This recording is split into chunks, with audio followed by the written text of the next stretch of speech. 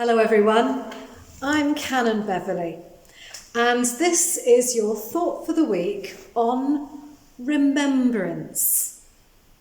We do a lot of thinking about remembering things in November. We start on November the 5th. When I was a little girl, I can remember being taught, remember the 5th of November, gunpowder, treason and plot.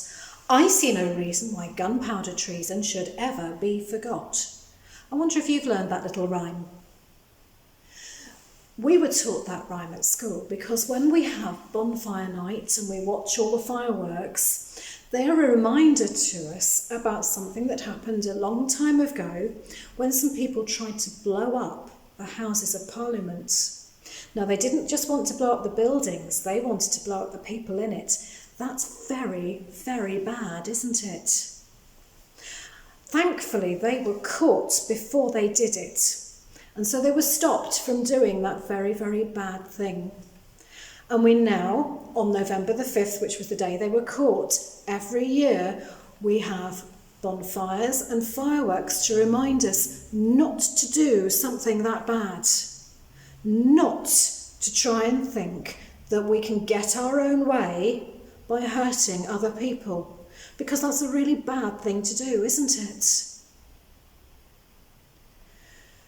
In November, we have another very important day for remembering as well, and that's November the 11th. Across the world, November the 11th is often called Armistice Day. An armistice is when weapons of war are put down and peace is made. And on November the 11th, at the end of the First World War, peace was made.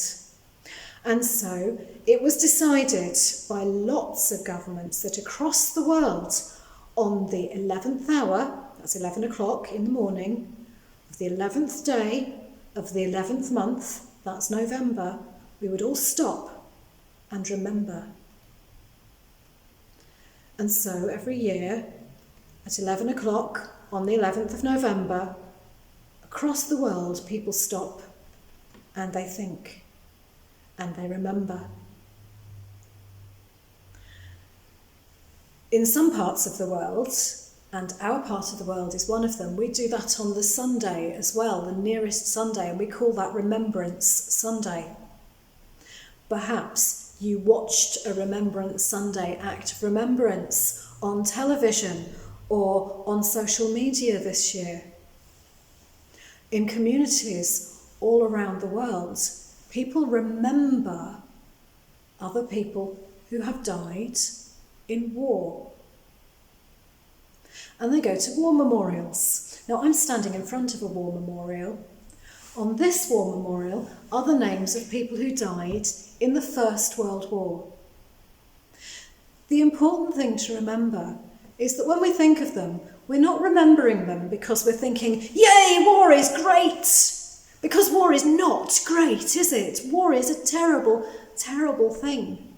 Just like that story of them trying to blow up Parliament was a terrible, terrible thing. War is a time when people who disagree choose to fight each other instead of talking about how to settle their differences. War is not the way to sort out differences. And it should be avoided at all costs. But sometimes, just sometimes, it can't be avoided. So when we remember the people who died in the wars, like the people whose names are here, we remember that they went to war not because they thought war was a good thing. Oh no, they didn't. They thought war was a very bad thing. But because they wanted to make peace. They wanted to bring the war to an end. They were fighting so that their families and their friends and their neighbours could live once again in peace. It's good to remember the names of people who died in the wars, to remember that they made that sacrifice so that we could be free and live at peace. Behind me On this war memorial are the names of lots of people, and for some of them we know where they died and where they're buried. For example, one is called Albert Stanton, and we know that Albert is buried in a cemetery called High Trees, which is in France, which is where he died in the First World War. For some of the people whose names are on there, we don't know where they're buried. We don't know where they died. We just know that they never came back. On the battlefields of the First World War and the Second World War, and of all sorts of other wars before and sadly since, some people died and it wasn't possible to see who they were. In London, 100 years ago, on November the 11th, a person was buried in Westminster Abbey, and we don't know that person's name. That person died in a battle somewhere in either France or Belgium. And that person was buried at the time, and then his body was chosen randomly and brought to London. We'll never know who that person is, and so we call him the unknown warrior. If you ever visit Westminster Abbey, as you go into the Abbey, you'll see a big stone slab on the ground, which says that it's in memory of this unknown warrior buried 100 years ago in Westminster Abbey this year. When we think of the unknown warrior, he reminds us of all the people across the world who have ever died in a war for the sake of other people, who didn't die to be remembered, who didn't die or go to war because they wanted to be famous. They went to war because they wanted you and me to live in peace.